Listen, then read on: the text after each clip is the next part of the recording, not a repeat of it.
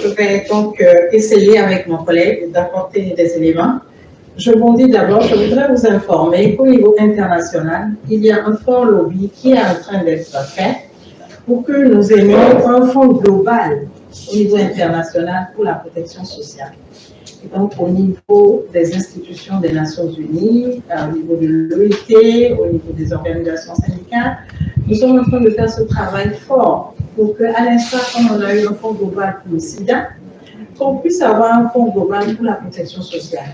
Parce qu'il a été démontré aujourd'hui que ce n'est pas la macroéconomie qui va développer le pays.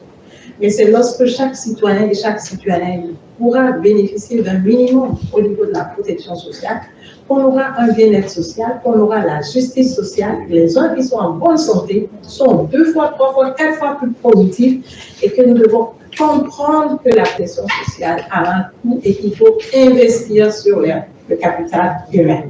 Aujourd'hui, les études montrent clairement et les économistes ne peuvent plus battre du revers de la main ou donner des conseils qui ne sont pas adaptés à nos gouvernements.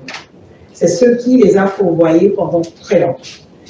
Deuxième point, il y a aujourd'hui un discours et il y a des études qui ont montré que, avec le fonds global, les pays qui ne peuvent pas financer de manière endogène leur système de protection sociale peuvent avoir recours à ce fonds-là pour pouvoir donc augmenter leur capacité d'investir. Et une fois qu'ils auraient atteint un certain niveau, qu'ils passeront donc à un autre stade et on pourra encore prendre en compte d'autres aspects de la protection sociale. Mais pour le minimum basique qui se trouve dans ce protocole, si le fonds global mondial arrivait à démarrer, nous aurons encore une opportunité où il n'y aura pas de différence entre les pays riches et les pays pauvres. Mais on regardera ceux qui ont le plus besoin pour leur donner. Et ce n'est pas de la protection sociale. Les responsables politiques vont vous dire, mais nous investissons dans la protection sociale. Et vous regardez notre budget, on a dépensé 25% du budget général pour la protection sociale. Alors, quand vous les invitez à vous décliner ce qu'ils ont mis dans la protection sociale, ils vont vous dire, on a construit le centre de santé de tel, on a équipé les écoles, on a fait ceci, mais ce n'est pas de la protection sociale. La protection sociale, c'est ce système qui est mis en place pour faire face aux risques, aux chocs et auxquels chaque citoyen et citoyenne a besoin au moment où il en a besoin, qu'il contribue ou pas. Et cette définition unifiée, simplifiée se trouve dans ce protocole-là. Donc, on n'a pas besoin d'être académicien ou spécialiste de la protection sociale pour comprendre. Les budgets sociaux ne sont pas des budgets de la protection sociale. Les budgets qui sont liés à la protection sociale, c'est le budget qui fait des dispositions pour les acteurs qui vont rentrer en chômage, les acteurs qui sont en âge de travailler mais qui ne trouvent pas de travail, les pensions, les acteurs de l'économie informelle, la santé, l'éducation, la maladie, et encore,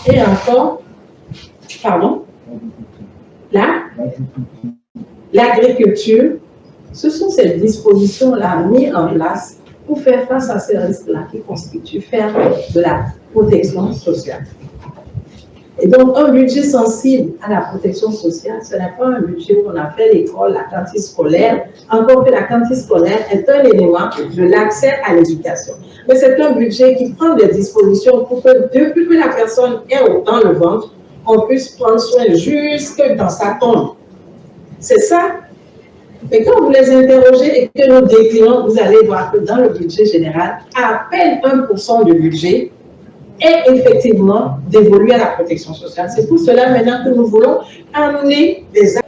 Là n'est pas la réponse. Et aujourd'hui, nous devons prendre sur nous la responsabilité d'avoir des budgets désagrégés, de lutter contre les flux illicites. L'argent qui sort de nos pays est énorme. Et ils ont les chiffres. Combien sort du Togo? Ils ont les chiffres. Comment réinvestir et prendre tout cet argent-là au profit du citoyen lambda? C'est ça qu'on attend. Et donc, on est disposé, parce que le budget général, globalement, on attribue 2%. Peut-être qu'il y a un événement, l'argent disparaît parce que c'est dans le budget général, on le prend.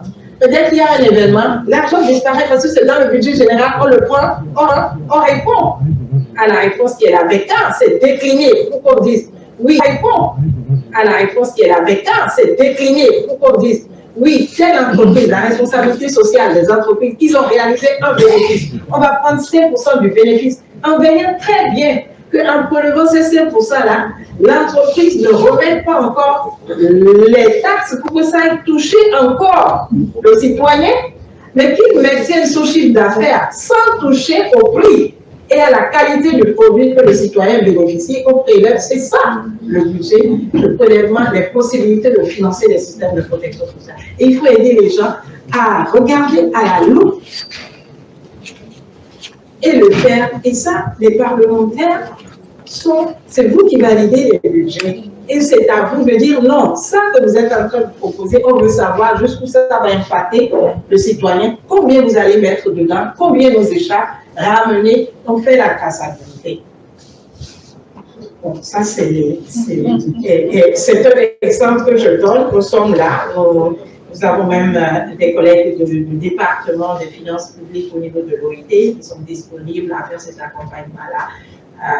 Lorsque nous serons prêts. Je crois que le camarade, en ce moment, vient de finir aussi un atelier sur la gestion des finances publiques par rapport à la protection sociale à la CAN.